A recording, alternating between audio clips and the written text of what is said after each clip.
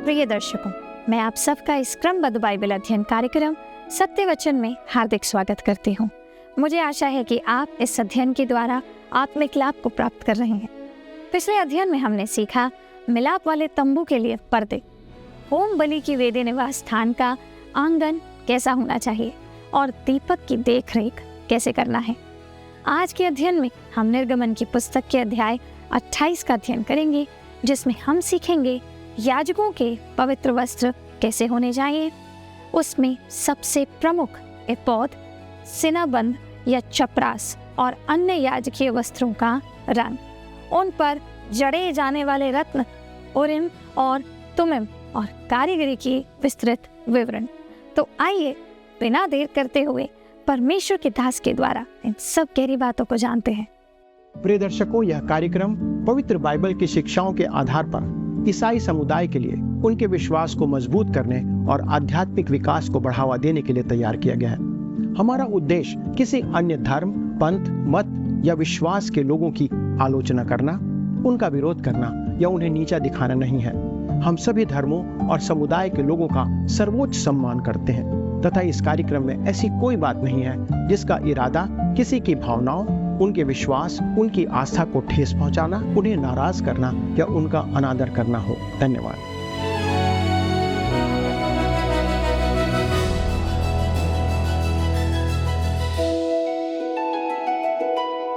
प्रिय मित्रों, आप सभी सम्मानित दर्शकों को प्रेम भरा नमस्कार। आशा करता हूं कि आप सुरक्षित और स्वस्थ हैं तथा आज के अध्ययन के लिए तैयार हैं। आज हम निर्गमन की पुस्तक के 28वें अध्याय से अपना मनन आरंभ करेंगे, जिसका विषय है हारून और उसके पुत्रों का याजक पद के लिए अलग किया जाना, एपोद, सीनाबंद या चपरास, उरीम और तुमीम और याजकीय वस्त्र। दोस्तों, हारून एवं उसके पुत्रों का पुरोहित पद के लिए अलग किया जाना यहाँ पर हम देखते हैं। दोस्तों, हमने अब तक यह देखा था कि पवित्र निवास स्थान के प्रत्येक पर्दे, रंग और वस्तुएं केवल प्रभु यीशु मसीह के मनुष्यत्व की ओर संकेत करते हैं। अब हमारा ध्यान उन लोगों पर लाया जाता है जो उस पवित्र स्थान में सेवा करने जा रहे थे या करेंगे। लेवियों के गोत्र को निवास स्थान की सेवा का कार्य सौंपा गया था या इसके लिए उन्हें चुना गया था तथा हारून और उसके पुत्रों को याजक पद दिया गया था। हारून को महायाजक का कार्यभार सौंपा गया था। अब आइए हम पढ़ते हैं निर्गमन 28 अध्याय उसका पद 1 और 2, जहां पर याजकों के पवित्र वस्त्र दिए गए हैं। लिखा है, फिर तू इस्राएलियों में से अपने भाई हारून और नादाब, अबीहू, एलियाजर और इतामार नामक उसके पुत्रों को अपने समीप ले आना कि वे मेरे लिए याजक का काम करें। और तू अपने भाई हारून के लिए वैभव और शोभा के निमित्त पवित्र वस्त्र बनवाना। दोस्तों, महायाजक के पद पर सेवा कार्य करने हेतु हारून के पास कुछ विशेष वस्त्र होने थे जो उसे अलग प्रतीत करते या दिखाते। वे सभी वस्त्र प्रभु यीशु मसीह की ओर संकेत करते हैं। दोस्तों, यह बात सच है कि निर्गमन की पुस्तक में दिए गए निर्देशों का अधिकांश भाग पढ़ने में रोचक हमें नहीं लगता है, परंतु वे मसीह यीशु के भेदों को अवश्य रीति से हम पर प्रकट करते हैं। क्या आपको मालूम है कि परमेश्वर ने इन निर्देशों को हमें क्यों दिया है? जैसे छोटे बच्चे चित्रों के द्वारा से इन बातों को सीखते हैं या बहुत सी बातों को सीखते हैं, उसी प्रकार पवित्र बाइबल चित्रों से भरी एक पुस्तक के समान भी है। और परमेश्वर चाहते हैं कि हम उन चित्रों को देखकर उन सच्चाइयों को देखें, समझें और जानें जो उसने इस बाइबल में हमें दिया है। दोस्तों, ये वस्त्र उस प्रकार से पवित्र नहीं थे जैसा आज आप और मैं उसे पवित्र समझते हैं। इब्रानियों की भाषा में पवित्र शब्द का अर्थ होता है, या इब्रानी भाषा में जो पवित्र के लिए शब्द उपयोग किया गया है उसका अर्थ होता है अलग किया जाना, जिसका अर्थ है कि इन वस्त्रों को परमेश्वर की सेवा के लिए अलग किया गया था, जो कि एक अलग पहचान बनाती है। जो कुछ भी परमेश्वर के लिए अलग किया जाता है वह पवित्र होता है। मान लीजिए कि आपके पास 100 रुपये हैं और आप उस 100 रुपये में से 10 रुपये परमेश्वर की सेवा के लिए देना चाहते हैं। हो सकता है कि वह 100 रुपये आपने किसी दुकान से प्राप्त किया हो तथा दुकान वाले ने उसे किसी गलत तरीके से कमाया हो। दुकान वाले को वह 100 रुपया शायद किसी चोर से प्राप्त हुआ हो, परंतु जिस पल वो आपके पास आता है, आप उस धन को परमेश्वर के लिए अलग कर देते हैं, तो वह पवित्र हो जाता है। इस बात को ध्यान रखें। परमेश्वर के कार्य हेतु अलग की गई प्रत्येक वस्तु पवित्र होती है या पवित्र ठहराई जाती है। ये पवित्र वस्त्र थे और उन्हें परमेश्वर की सेवा के लिए ही अलग किया गया था और उन्हें उपयोग किया जाना था। आज बहुत से सेवक हैं, ऐसे पास्टर हैं जो विशेष वस्त्र धारण नहीं करते हैं, परंतु कुछ ऐसे वस्त्र पहनते हैं जो उन्हें सामान्य लोगों से अलग दिखाता है या प्रकट करता है। वे उसे अपने लिए पवित्र वस्त्र मानकर चलते हैं। आप कह सकते हैं कि वे उनके पवित्र वस्त्र हैं क्योंकि उन्होंने उन वस्त्रों को परमेश्वर की सेवा के लिए अलग कर रखा है। दोस्तों, ये बात सत्य है। इस बात को भी ध्यान में रखें कि वस्त्र परमेश्वर की महिमा के लिए थे और वे बहुत सुंदर थे। अर्थात वो वस्त्र जो थे वो परमेश्वर की सुंदरता को प्रकट करते थे। मैं उन्हें पसंद करता हूँ। परमेश्वर की सेवा में उपयोग की जाने वाली प्रत्येक वस्तु भद्दी नहीं होनी चाहिए, परंतु सुंदर होनी चाहिए, आकर्षक होनी चाहिए। व्यक्तिगत रूप से मुझे यह बुरा लगता है कि क्यों आज संसार के लोग शरीर और शैतान को प्रत्येक सुंदर वस्तु दिखाते, देते या प्रकट करते हैं। क्यों हम परमेश्वर को सर्वोत्तम या सबसे सुंदर दे नहीं पाते या देते नहीं हैं? परमेश्वर ने ही सुंदरता को भी बनाया है, इसलिए सब कुछ जो सुंदर है वो पहले परमेश्वर के पास आना चाहिए। यदि आपको लगता है कि परमेश्वर संसार में रंग नहीं भर सकता, तो जरा आप सूर्योदय को देखिए और सूर्यास्त को देखिए कि किस रीति से परमेश्वर प्रतिदिन उसे रंग बिरंगा करता है। गिरती हुई पत्तियों को देखिए दोस्तों, खुले मौसम में आकाश को देखिए, सुंदर स्थानों को देखिए। परमेश्वर रंगों का उपयोग करने में माहिर है। उसने पूरे संसार को सुंदर बनाया है। उसी प्रकार याजकों के वस्त्र बहुत सुंदर थे और परमेश्वर की महिमा के लिए उसे दिए गए थे। आइए तब हम आगे बढ़ते हैं और पद 3 को पढ़ते हैं, जहां पर लिखा है, और जितनों के हृदय में बुद्धि है, जिनको मैंने बुद्धि देने वाली आत्मा से परिपूर्ण किया है, उनको तू हारून के वस्त्र बनाने की आज्ञा दे कि वह मेरे निमित्त याजक का काम करने के लिए पवित्र बने। दोस्तों, हारून को महायाजक पद की महान सेवा के लिए अलग किया गया था। हारून के वस्त्र कुछ इस प्रकार से थे, जो पद 4 से हम आगे पढ़ते हैं। लिखा है, जो वस्त्र उन्हें बनाने होंगे वे ये हैं, अर्थात सीनाबंद और एपोद और बागा, 4 खाने का अंगरखा, पगड़ी और कमरबंद। ये ही पवित्र वस्त्र तेरे भाई हारून और उसके पुत्रों के लिए बनाए जाएं कि वे मेरे लिए याजक का काम करें। मित्रों, परमेश्वर की सेवा कार्य के लिए इन 6 वस्त्रों का उपयोग किया जाना था। इन्हें हारून के द्वारा धारण किया जाना था तथा उसके उपरांत आने वाले महायाजक को आगे वह वस्त्र दे दिया जाता। तब पद 5 में हम आगे देखते हैं, लिखा है, और वे सोने और नीले और बैजनी और लाल रंग का और सूक्ष्म सनी का कपड़ा ले। दोस्तों, इन वस्त्रों को बहुत ही उत्तम पदार्थों से बनाया जाना था। मुझे लगता है कि हमें परमेश्वर को सबसे श्रेष्ठ या सर्वश्रेष्ठ देना चाहिए, परंतु मैं यह भी मानता हूँ कि हमें इस बात में बहुत सावधान रहने की आवश्यकता है कि हम परमेश्वर को क्या देते हैं। प्रयास करें कि आप परमेश्वर की सेवा में अर्पित धन का दुरुपयोग कभी ना करें। अनावश्यक महंगी वस्तुएं अपनी सेवा में उपयोग ना करें। आज परमेश्वर की सेवा के लिए अनेक जन अपनी मेहनत की कमाई में से निकाल करके अंश देते हैं, दान देते हैं, कमी और घटी में से देते हैं, अपनी आवश्यकताओं को मार करके परमेश्वर की सेवा के लिए दान देते हैं, चाहे चर्च में चाहे संस्थाओं में। परंतु बहुत से सेवक उसे अपनी विलासिता के लिए, अपने ऐशो आराम के लिए उपयोग करते देखे जा सकते हैं। दोस्तों, मेरा मानना है कि सेवा कार्य के लिए दिए गए दान का उपयोग बहुत समझदारी से हर एक मनुष्य के द्वारा, हर एक सेवक के द्वारा किया जाना चाहिए। मेरे कहने का अर्थ है कि सेवा कार्य के लिए दिए गए दान को बर्बाद नहीं किया जाना चाहिए, क्योंकि वो सेवा के लिए दिया गया है। प्रत्येक रुपए को ईमानदारी से खर्च किया जाना चाहिए। अच्छा तो ये होगा कि हम स्वयं पर कम से कम खर्च करें और परमेश्वर की सेवा के लिए अधिक से अधिक व्यय करें। इस बात को ध्यान रखते हुए कि परमेश्वर को सर्वोत्तम दिया जाना चाहिए। हमेशा इस बात को ध्यान रखें। दोस्तों, जब हमारी संस्था अपना सेवा कार्य आरंभ कर रही थी, तब यह प्रश्न उठा कि हमें किस प्रकार के यंत्रों को, उपकरणों का उपयोग करना चाहिए। क्या हम काम चलाऊ सस्ते उपकरणों का उपयोग करें या उच्च स्तर के, गुणवत्ता वाले उपकरणों का उपयोग करें। इस कारण हमने सबसे उत्तम प्रकार के उपकरणों का उपयोग किया, क्योंकि सेवा के लिए सर्वोत्तम दिया जाना चाहिए। मुझे लगता है कि परमेश्वर की सेवा के लिए, वचन के प्रचार कार्य के लिए सबसे उत्तम उपकरणों का उपयोग किया जाना चाहिए। मैं सोचता हूँ कि आप इस बात को समझ सकते हैं जो मैं कहने का प्रयास कर रहा हूँ। दोस्तों, लोग परमेश्वर को लूटते और धोखा देते हैं। यही बात मलाकी 3 अध्याय के पद 8 में कही गई है।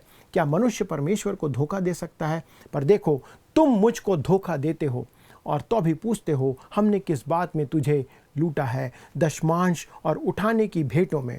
दोस्तों, परमेश्वर जानता है कि मनुष्य उसे आज भी लूट रहा है। मूसा के दिनों में इस प्रकार के लोग थे और आज भी कलीसिया के अंदर विश्वासियों के मध्य ऐसे लोग पाए जाते हैं।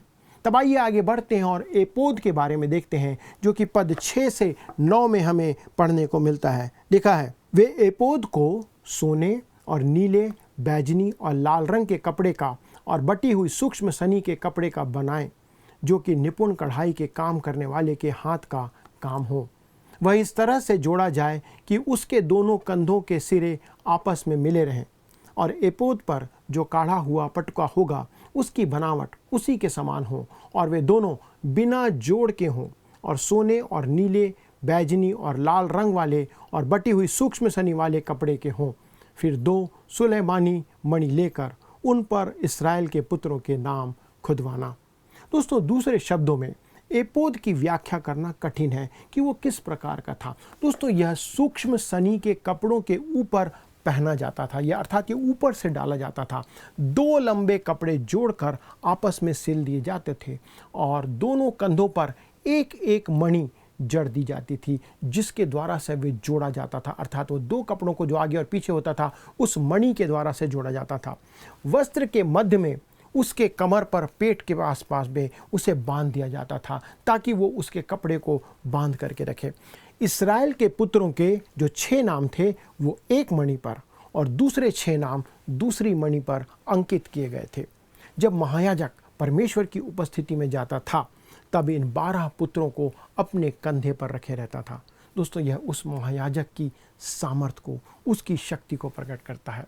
इब्रानियों 7 अध्याय के पद 25 में हमें हमारे महायाजक प्रभु यीशु मसीह के बारे में बताया गया है। लिखा है, इसलिए जो उसके द्वारा परमेश्वर के पास आते हैं वह उनका पूरा पूरा उद्धार कर सकता है, क्योंकि वह उनके लिए विनती करने को सर्वदा जीवित है। मसीह यीशु हमें बचाने के लिए बचाने में सक्षम है, क्योंकि उसके पास सामर्थ और वो अधिकार है।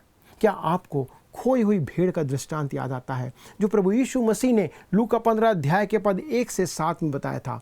वहाँ पर आप देखते हैं, चरवाहा भेड़ को खोजने जाता है और जब वह मिल जाती है तो उसे अपने कंधे पर उठा लेता है। प्रभु यीशु मुझे और आपको अपने कंधे पर लेकर के आता है। आज भी वो आपको और मुझे अपने कंधे पर लेकर चलता है। समय दर समय मैं उसके कंधे से उतर कर कई बार भाग जाता हूँ, पर वह फिर मुझे खोजने के लिए वापस आता है, उसे खोज लेता है, मुझे खोज लेता है, फिर सुरक्षित स्थान में लेकर के चलता है। दोस्तों, यहाँ पर एपोद हमें मसीह यीशु का एक बहुत सुंदर चित्रण प्रदान करता है। तब आइए हम देखते हैं सीना बंद या चपरास, पद 15 और 16 में, जहाँ पर लिखा है, फिर न्याय की चपरास को भी कढ़ाई के काम का बनवाना, एपोद के समान सोने और नीले, बैजनी और लाल रंग के और बटी हुई सूक्ष्म सनी के कपड़े की उससे बनवाना। वह चौकोर और दोहरी हो और उसकी लंबाई और चौड़ाई एक एक बित्ते की हो। दोस्तों, इस चपरास को वर्णन करने में सबसे अच्छा नाम सीना बंद हो सकता है, जो कि उसके सीने पर डाला जाता था, जो उसके सीने को छुपा करके रखता था। एक अति सुंदर पोशाक है दोस्तों, जो यहाँ पर बताई गई है, जिसे अन्य वस्त्रों के ऊपर पहना जाता था, ऊपर से इसे डाला जाता था। यह न्याय का सीना बंद या चपरास कहलाता था। पर उसे क्यों ऐसा कहा जाता था? यह उस चित्र को प्रकट करता है कि पाप का न्याय या पाप का दंड चुकाया जा चुका है या न्याय किया जा चुका है। एक विश्वासी के रूप में हमें आज धार्मिकता की झिलम की आवश्यकता है कि हम धार्मिकता की झिलम पहने। आप जानते हैं कि सीना बंद हमारी छाती को ढांक कर रखता है, जिसके अंदर हमारा हृदय होता है। दोस्तों, हम केवल इसी प्रकार परमेश्वर की उपस्थिति में आ सकते हैं, जिसका अर्थ है कि हमारे पापों का न्याय किया जा चुका है। हमारे पापों का दंड प्रभु यीशु के द्वारा क्रूस पर चुकाया जा चुका है। मसीह यीशु की धार्मिकता इसके बाद हम पर डाल दी गई है, हमें वो धार्मिकता दे दी गई है। इस कारण उसे न्याय की झिलम या सीना बंद कहा जाता है। दोस्तों, इस प्रकार से सीना बंद एपोद का ही भाग होता था। एपोद और सीना बंद या चपरास एक साथ एक दूसरे से जुड़े होते थे और देखने में ये बहुत सुंदर लगते थे। तब पद 17 से 20 में हम आगे पढ़ते हैं, जहाँ पर लिखा हुआ है, और उसमें 4 पंक्ति मणि जड़ना। पहली पंक्ति में तो मणिक्य, पदराग और लाडली हो। दूसरी पंक्ति में मरकत, नीलमणि और हीरा।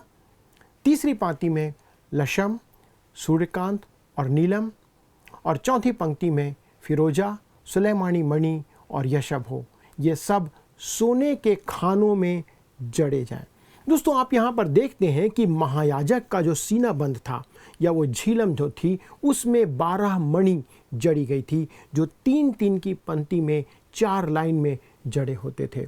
तब पद 21 में हम आगे पढ़ते हैं, लिखा हुआ है, और इस्राएल के पुत्रों के जितने नाम हैं उतने मणि हों, अर्थात उसके नामों की गिनती के अनुसार 12 नाम खुदें।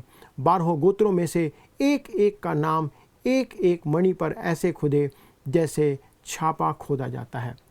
दोस्तों, इन मणियों का उल्लेख प्रकाशित वाक्य की पुस्तक में भी किया गया है, जहां वे नए यरूशलेम की नींव के पत्थर के रूप में प्रकट किए गए हैं। प्रत्येक पत्थर का अपना रंग है और वे एक साथ मिलकर एक अद्भुत छवि को वहां पर प्रस्तुत करते हैं। दोस्तों, मेरा मानना है कि परमेश्वर का संपूर्ण संसार रंगों से भरा हुआ है, और जब अंततः इसमें से पाप को हटा दिया जाएगा, हम इसे इसके रंगों की चमक में, इसके अद्भुत रंगों के सुंदर आवरण में देखने पाएंगे। दोस्तों, यह 12 पत्थर बहुत दिलचस्प और रोचक हैं। जब महायाजक इस चपरास या सीना बंद को पहने हुए परमेश्वर की उपस्थिति में जाता था, वह परमेश्वर पिता के दाहिने हाथ पर विराजमान प्रभु यीशु मसीह को प्रदर्शित करता था या प्रकट करता है, जो हमारे लिए आज मध्यस्थता की प्रार्थना परमेश्वर के दाहिने बैठकर कर रहा है। हमारा प्रभु यीशु न केवल हमें अपने कंधों पर बैठा करके ले चलता है, जो उसकी एक योग्यता, सामर्थ और शक्ति है, वरन अपने सीना बंद में भी हमें छुपा करके रखता है, हमें ले करके चलता है। उसने हमें अपने हृदय में अंकित कर रखा है, हृदय में छुपा रखा है, क्योंकि वो हमसे प्रेम करता है, वो आपसे प्रेम करता है। हमारे लिए उसके प्रेम का दोस्तों ये बहुत ही सुंदर और अद्भुत चित्रण है।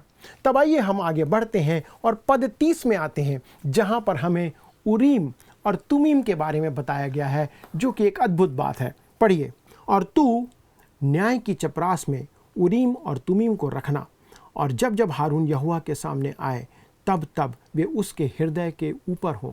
इस प्रकार हारून इस्राएलियों के लिए यहोवा के न्याय को अपने हृदय के ऊपर नित्य लगाए रहे। दोस्तों, मैं आपको यहाँ पर एक भेद या सीक्रेट की बात बताना चाहता हूँ, पर आप इसे दूसरों को ना बताएं। वास्तव में दोस्तों, मैं उरीम और तुमीम के बारे में कुछ नहीं कह सकता या इसके बारे में गहराई से नहीं बता सकता। मैंने अनेक लेखकों को पढ़ा है और यही जाना और समझा है कि वे भी इस विषय में कुछ बात निश्चित रूप पर नहीं कह सकते। इसमें मुख्य बात यह है कि उरीम और तुमीम का संबंध परमेश्वर की इच्छा जानने से था, जैसा कि वे किया करते थे, परंतु वे कैसे जानते थे, बाइबल में ये नहीं दिया गया है और ना ही मुझे पता है।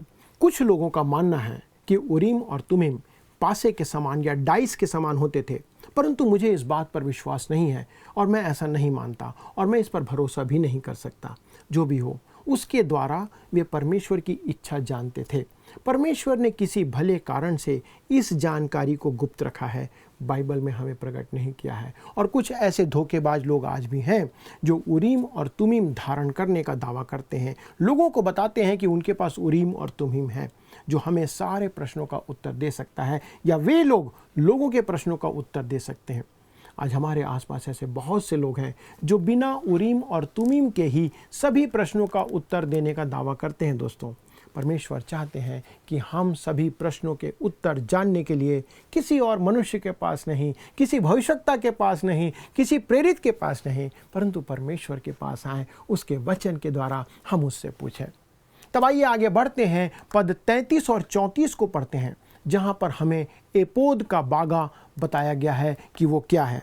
उसके नीचे वाले घेरे में चारों ओर नीले, बैजनी और लाल रंग के कपड़े के अनार बनवाना और उसके बीच बीच चारों ओर सोने की घंटियां लगवाना, अर्थात एक सोने की घंटी और एक अनार, फिर एक सोने की घंटी और एक अनार। इसी रीति से बागे के नीचे वाले घेरे में चारों ओर ऐसा ही हो। दोस्तों, उपरोक्त पद में अनार, इस बात को याद रखिए, अनार फलों का प्रतिनिधित्व करते हैं और घंटियां हमारी गवाही को प्रतिनिधित्व करती हैं। हमारे जीवन में इन दोनों का, अर्थात फलों का और गवाही का होना आवश्यक है। हमें प्रभु यीशु मसीह के गवाह होना है इस संसार में, तथा हमारे जीवन में पवित्र आत्मा के फल दिखाई देना चाहिए। यही बात गलातियों की पत्री 5 अध्याय के पद 22 और 23 में लिखी गई है। आप सब इसे जानते हैं। दोस्तों, आज संसार के लोगों को तब तक प्रचार सामग्री या पर्चे नहीं बांटे जाने चाहिए जब तक कि आप स्वयं सही मार्ग पे चल नहीं रहे हैं, अर्थात जीवित वचन के अनुसार आप नहीं चल रहे हैं, तभी आप प्रचार कार्य में शामिल हो। आज बहुत से ऐसे लोग हैं दोस्तों जो ऐसा कर रहे हैं। बहुत से विश्वासी गवाही देना चाहते हैं, परंतु उनका जीवन उस गवाही के अनुसार नहीं होता है जो वे लोगों को बता रहे हैं। आज बहुत से ऐसे लोग हैं जो कि मसीह के वचन के अनुसार जीवन नहीं जीते हैं, लेकिन वे गवाही देना चाहते हैं, वो प्रचार करना चाहते हैं, पर्चे बांटना चाहते हैं। इसके विपरीत दोस्तों, ऐसे भी बहुत से विश्वासी हैं जिनका जीवन गवाही के योग्य तो है, परंतु वे कभी भी गवाही नहीं देते हैं। वो लोगों को नहीं बताते कि प्रभु यीशु मसीह ने उनके जीवन में क्या किया है, यद्यपि उनका जीवन गवाही के योग्य है। हमारे जीवन में घंटियां और अनार दोनों होने चाहिए। घंटियां जो है हमारी गवाही को प्रकट करते हैं, अनार जो है वो हमारे जीवन के फलों को प्रकट करते हैं। तब आइए हम आगे बढ़ते हैं और पद 35 को पढ़ते हैं। लिखा है, और हारून उस बागे को सेवा टहल करने के समय पहना करे कि जब जब वह पवित्र स्थान के भीतर यहोवा के सामने जाए या बाहर निकले, तब तब उसका शब्द सुनाई दे, नहीं तो वह मर जाएगा। दोस्तों, यहाँ पर आपने देखा कि जब महायाजक पवित्र स्थान में अंदर और बाहर आया जाया करे, तब जीवन और गवाही, ये दोनों बातें प्रतीकात्मक तौर पर उस प्रतीक के रूप में गूंजते रहनी चाहिए, आवाज़ करते रहना चाहिए कि लिखा है नहीं तो वह मर जाएगा। दोस्तों, यह उनके लिए एक चेतावनी थी कि यदि वह इस बात से चूक जाता है तो वह मर जाएगा। यदि गवाही नहीं देता है, यदि फल नहीं दिखते हैं, तो वह मर जाएगा। दोस्तों, तब पद 36 से लेकर के 38 में हम आगे पढ़ते हैं। लिखा है, फिर चोखे सोने की एक पट्टी बनवाना और जैसे छापे में वैसे ही उसमें ये अक्षर खोदे जाएं, अर्थात यहोवा के लिए पवित्र, और उसे नीले फीते से बांधना और वह पगड़ी के सामने के हिस्से पर रहे। वह हारून के माथे पर रहे, इसलिए कि इस्राएली जो कुछ पवित्र ठहराएं, अर्थात जितनी पवित्र वस्तुएं भेंट में चढ़ावे, उन पवित्र वस्तुओं का दोष हारून उठाए रहे और वह नित्य उसके माथे पर रहे, जिससे यहोवा उनसे प्रसन्न रहे। दोस्तों, यहाँ पर आप देखते हैं कि ये वस्त्र उस महायाजक को अन्य याजकों से अलग प्रकट करते थे तथा हमारे महायाजक प्रभु यीशु मसीह की महिमा और सुंदरता को भी प्रकट करते थे या करते हैं, जो पवित्र, निर्दोष, दाग रहित तथा पापियों से अलग हमारा प्रभु है। हमें बचाने के लिए उसने इस संसार में अपना प्राण दे दिया। आज वह परमेश्वर के दाहिने हाथ पर हमें बचाए रखने के लिए विराजमान है और हमारे लिए विनती कर रहा है। तब आइए हम आगे बढ़ते हैं। पद 39 से लेकर 43 में हम देखते हैं, लिखा हुआ है, अंगरखे को सूक्ष्म सनी के कपड़े का 4 खाने वाला बनवाना और एक पगड़ी भी सूक्ष्म सनी के कपड़े की बनवाना और बेल बूटे की कढ़ाई का काम किया हुआ एक कमरबंद भी बनवाना। फिर हारून के पुत्रों के लिए भी अंगरखे और कमरबंद और टोपियां बनवाना। ये वस्त्र भी वैभव और शोभा के लिए बने। अपने भाई हारून और उसके पुत्रों को यही सब वस्त्र पहनाकर उनका अभिषेक और संस्कार करना और उन्हें पवित्र करना कि वे मेरे लिए याजक का काम करें, और उनके लिए सनी के कपड़े की जांघियां बनवाना जिनसे उनका तन ढपा रहे, वे कमर से जांघ तक की हों। और जब जब हारून या उसके पुत्र मिलाप वाले तंबू में प्रवेश करें या पवित्र स्थान में सेवा टहल करने को वेदी के पास जाएं, तब तब वे उन जांघियों को पहने रहें, ना हो कि वे पापी ठहरें और मर जाएं। यह हारून के लिए और उसके बाद उसके वंश के लिए भी सदा की विधि ठहरे। दोस्तों, परमेश्वर अपनी सेवा कार्य में किसी भी प्रकार की नग्नता नहीं चाहता है और ना अपेक्षा करता है। आज भी हमें इस बात को याद रखने की आवश्यकता है। परमेश्वर हमारे शरीर का दिखावा नहीं चाहता। ये वस्त्र वास्तव में शरीर या शरीर के काम को ढांपने के लिए दिए गए थे। मित्रों, आज हमें इस बात को कितना ध्यान देने की आवश्यकता है कि हम इस रीति से सेवा करें। कितने सेवक और विश्वासी इन बातों को ध्यान नहीं देते हैं, न ध्यान रखते हैं। हम परमेश्वर को बहुत हल्के तौर पर लेते हैं। कई बार उसकी पवित्रता का हमें सदा ध्यान रखने की आवश्यकता है, क्योंकि लिखा है नहीं तो वह मर जाएगा। क्या आप ऐसी सेवा कर रहे हैं दोस्तों कि आप मारे जाएं? यदि आप सेवकाई में हैं, यदि आप परमेश्वर के दास हैं, तो क्या आप इन बातों का आज ध्यान रख रहे हैं? अपने जीवन से खिलवाड़ ना करें मित्रों। आइए परमेश्वर के सामने समर्पण करते हुए आएं, उससे सहायता मांगे कि वह हमें पवित्र करे, हमें पवित्रता प्रदान करें, हमें पवित्रता से शोभायमान होकर परमेश्वर की सेवा करने की समझ और बुद्धि प्रदान करें, क्योंकि परमेश्वर ही हमें इस कार्य के लिए उपयोग कर सकता है। दोस्तों, क्या आज आपने कोई नई बात को सीखा, कोई ऐसी बात जो आपके हृदय को छू गई? तो प्लीज़ फ़ोन उठाइए, हमें बताइए, ताकि पता चले कि कौन सी ऐसी बात है जिसने आपके हृदय को आज छू लिया। अगले प्रसारण तक परमेश्वर का अनुग्रह, उसकी उपस्थिति आपके जीवन में बनी रहे। और जी हाँ, यदि आप सेवकाई कर रहे हैं तो पवित्रता के साथ परमेश्वर की सेवा करते रहें। प्रभु आपको आशीष दे। प्रियो, परमेश्वर अपनी सेवा कार्य में किसी भी प्रकार की नग्नता नहीं चाहता और ना अपेक्षा करता है। आज भी हमें इस बात को याद रखने की आवश्यकता है। प्रियो, आज हमारी कलीसियाओं में भी कुछ ऐसे सांसारिक बातें देखने को मिल रही हैं। आज हमारी कलीसिया को ये याद रखने की ज़रूरत है कि हम संसार में आधुनिक हो सकते हैं, परंतु कलीसिया में जो आराधना विधि हमारे पूर्वजों ने बनाई है वो सुंदर है, पवित्र है। दोस्तों, आपने देखा उसने अपने याजकों को कैसे सुंदर और पूरे कपड़े पहनने को कहा। उसने जो कुछ कारीगरी या रत्न लगाने को कहा, उन सब रत्नों से या वस्त्रों से वो आप अपने पुत्र की व्याख्या करने की चाह रखते थे। आइए अब हम प्रश्नों को देखते हैं। पिछले प्रश्न क्रमांक 129 का सही उत्तर जानने का वक्त आ चुका है। सही उत्तर है ऑप्शन बी, मेढ़ों की खाल।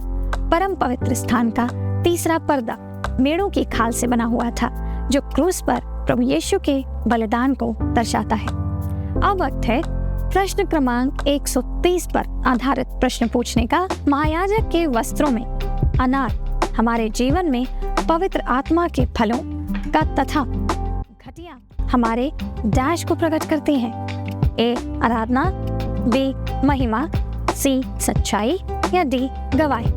मित्रों, इस प्रश्न का उत्तर हमें कल सुबह 6 बजे से पहले ऑप्शन ए, बी, सी या डी के साथ अपना नाम, पता और स्थान के साथ व्हाट्सएप या SMS कर दीजिएगा। क्या आपको यह कार्यक्रम पसंद आया? अभी हमें एक मिस कॉल करें और आप अगले विजेता हो सकते हैं।